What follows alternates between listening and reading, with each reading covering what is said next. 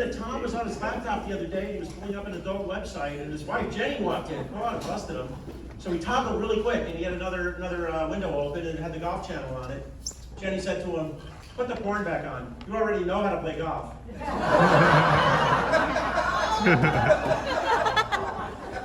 I was never a big fan of adult films. I don't know. They create unrealistic expectations. You know. I mean, how many times can a woman call a plumber up and he shows up in 1 minute? Yeah, I'm a little tired from the Villages, and I'm a little tired of the notoriety. You know, everywhere I go, I sit up for the Villages, and I hear the same, "Oh yeah, you catch STDs just walking around there, there's swingers everywhere."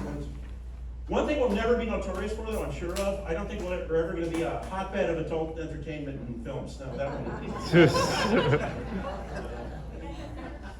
We're very popular. We're known as an active senior dating community. Anybody single here? Got any singles out here? Woo! Cop one. No, great. That doesn't work if there's one single. Has to be at least two. But anyway, you know, man, I get ladies. My auntie, you know, 75 years old, just decided she didn't want to be alone the rest of her life, and you know, you can't blame her. She found a cute little old man, and they were adorable together. You know, they drool ice cream all over their cheeks, and they would, you know, sit on the sofa and watch Dancing with the Stars and fall asleep with their mouths open. You know, really a beautiful thing until he ghosted her one day. Yeah, he really ghosted her. Oh, God.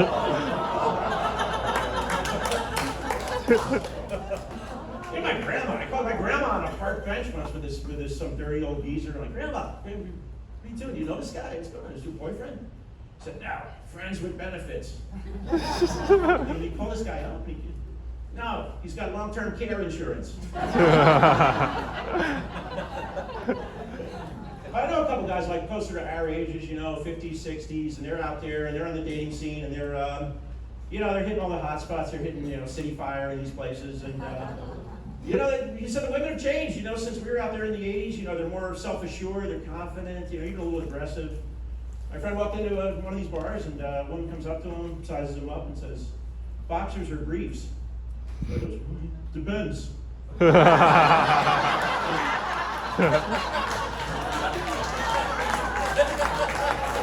That's the wrong answer. Yeah, even these pampered women don't want to hear that. But I got another friend. He's got a little game, and he said that's what you got to do. You got to really adjust your pickup lines for the demographic. You know, like you know, you can't say like in the 80s. You know, we would say, "Hey, did it hurt when you fell from heaven?" You know, all these cheesy lines. It's like, no, you gotta work with the demographic. So my friend goes into the bar and he says, "Are you in menopause? Because when you walk in the room, the men all pause." Oh my God. But yeah, he's come up with some other ones, you know, to mixed effect. You know, I know one line he uses. He goes in and says, "I was just at Quest Diagnostics, and I saw your blood panels, and you're lacking vitamin B." Very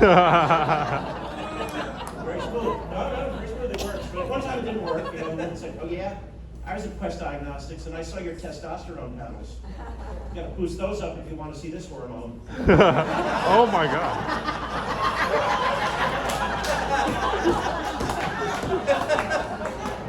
Thank God I'm not in the dating scene. You know, I've been happily married, going on 30 years, almost 30 years now. It's really great. Really great. My wife's been hinting, you know, this is a big one. She's put up with me 30 years. It's payback time. You know, she's been hinting she wants something really spectacular for our anniversary. And, you know, she said, "I'd like something that goes from 0 to 150 in 3 seconds. Maybe something shiny." So I bought her a scale.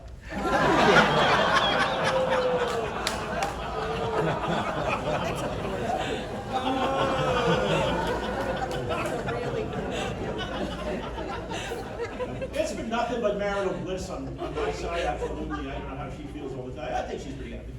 But, you know, the other night I did hear her out on the couch drinking by herself, thinking half a bottle of wine was gone, and she's yelling at the TV. And I'm like, she's yelling at it. She's going, "Don't go in there. No, don't go in. Stay out of the church. Don't go in there." Like, "Honey, what horror movie is this?" And she said, "It's our wedding video." That's behind us. But once you get this relationship thing down, I mean, the next thing you got is this place could be paradise, you know. Then you got to worry about retirement. You get retirement down too, you're all right. And I never realized how much I hated work until I retired. And I think the thing I hated most about work was when they bring in some new, you know, dipshit boss, and he would rearrange everything and do all this HR and personnel moves for no reason.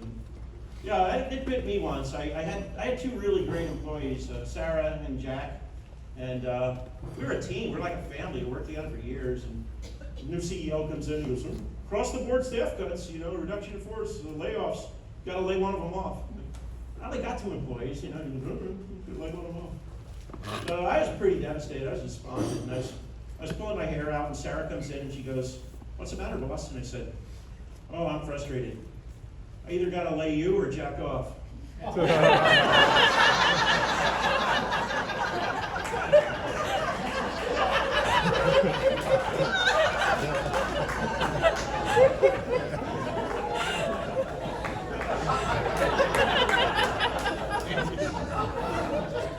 one of those problems that solves itself, though. You know? Well, not now. She went right up to HR, and he ended up not laying either of them off.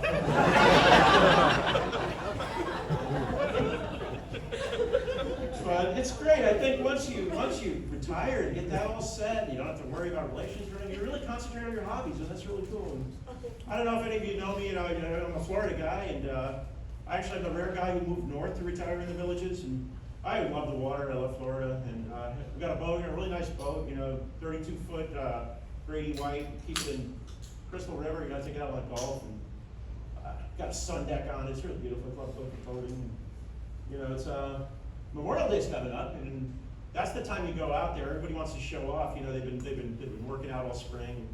I can't wait to take that boat out. It's gonna be so much fun. You guys got plans for Memorial Day? Anybody? Woo! My friend Joe, you don't have plans for Memorial Day? Awesome. Hey, can you watch my dog while I take my boat out? Thank you. And I think I get my love of the water from my father. He was in the Navy. Any Navy guys here? Just found out my friend Jeff was in the Navy. Yeah. You got any stories, Jeff? Maybe we can go and tell them later. I thought I can tell here. All right, we'll hear from anybody for the after show, the 9 o'clock show. We'll listen to Jeff. But yeah, my dad was in the Navy. He had some great stories. And he said one time the admiral got on the ship and he made a surprise inspection first thing in the morning.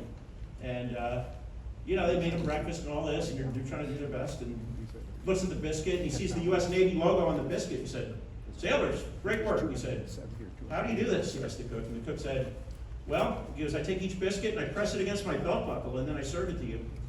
And Admiral hated that. It's disgusting, he goes. "Well then, sir, I suggest you pass on the donuts."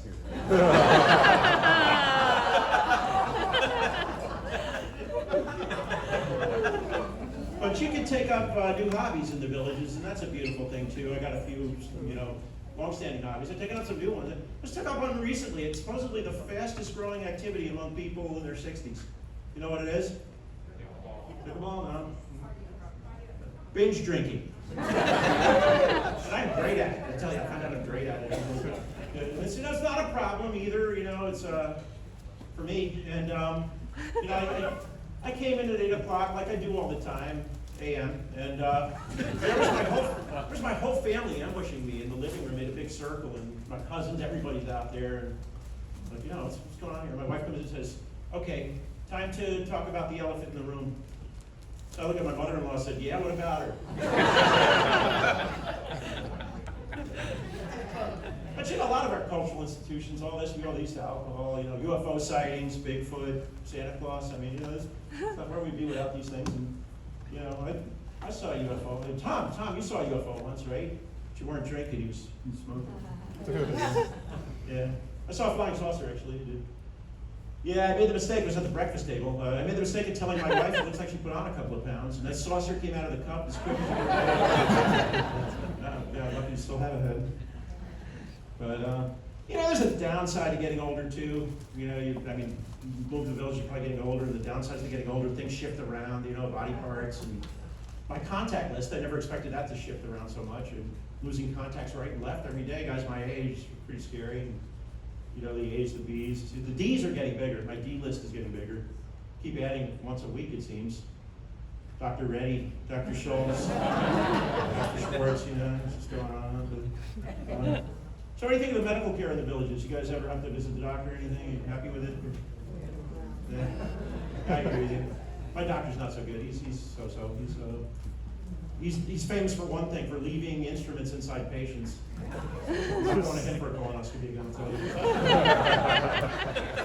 And we got a little hospital here too, Villages Hospital, community hospital. I've never been there, and you know, it's community wide. It serves not only anyone in a long distance, and serves us and these little neighboring areas out here. And believe me, if you ever ventured out in the villages, it ain't South Beach. Believe me, it's a little hillbilly hamlets out there. And I was in the hospital the other day, and there's a guy in there in overalls with no shirt and a little barefoot boy, and they're staring at the elevator. They'd never seen one before. They were, what's this thing? You know, flabbergasted.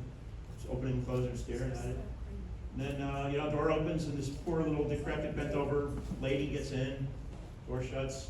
A few minutes later, door opens up, and this really hot woman comes out. Guy says to his son, "Boy, go get your mama right away." That's the locals, yeah. So, any nurses in here? I'm married to a nurse. Any nurses, pretty retired nurses? Couple? Okay, good. Yeah, you guys are the real backbones of the medical system, I'll tell you what. My wife is a nurse, like I say. She's also a wife. And as such, I always hear that, "You never listen to me. You never ask me about my job." And at least I think that's what she's saying. So I asked her the other day, I said, "Hey, how's your job? I get at it." She said, she goes, that's terrible. She said, "We were in the nurses' locker room today, and Rebecca told me that her stepmother died unexpectedly over the weekend." I said, "What? It's a nurses' locker room?" Imagine the possibilities, huh? So I ask her a lot of questions now. The answer is usually no. You do that towel snapping thing, hide each other's clothes, when they're in the shower. It's not like a men's locker room. Whatever. Okay, so what else? Nurses are very handy. Oh yeah, they're coming in. They have that instinct for caregiving, whoever they are. It's their medical training, and I remember even on the golf course. I saw one spring into action. This guy's shank went really bad. Like he went about complete right angle, and it plumps this group of guys just standing there. One poor guy. Oh my God, he got hit, bent in half. Oh my God, he's holding himself up. It was painful to watch. Oh my God, terrible. The nurse goes running over. She goes, okay, we need to massage the affected area to get the swelling to come down. So she goes over there, and very professional, and buttons his pants and massages the affected area. And then 5 minutes later, "How do you feel?" He goes, "Great, but my thumb still hurts like hell."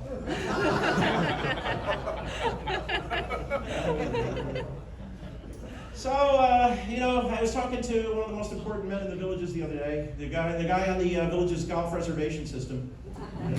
He says, "Oh, Santiago and Sarasota have oversized cups, presumably so you don't miss your putts, My wife's kind of a smart aleck too. She says, I wish El Santiago had oversized toilets so you wouldn't miss that." Good guy, I miss the putts at the toilet. Well, I'm gonna end on a kind of a happy note here. We got Tom here. He's always a happy guy, positive dude, and a smile and grin on his face. He says to me, "You know what I like about living in the villages?" I said, "No, what, Tom?" He said, "You get to meet new people every day." "You do?" "Yeah, I guess that's one upside of early dementia."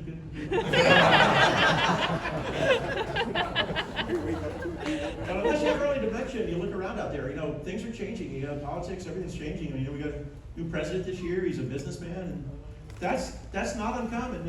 It's catching on all over the world. Apparently, the CEO of IKEA has just got elected president of Sweden. If you follow, anybody see that? First thing he did was assemble his cabinet.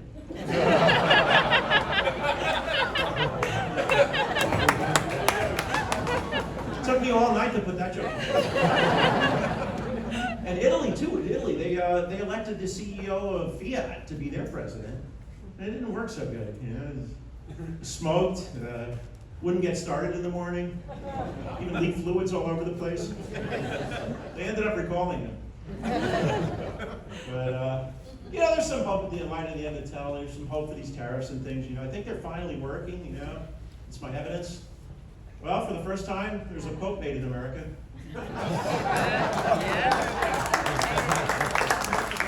Yeah.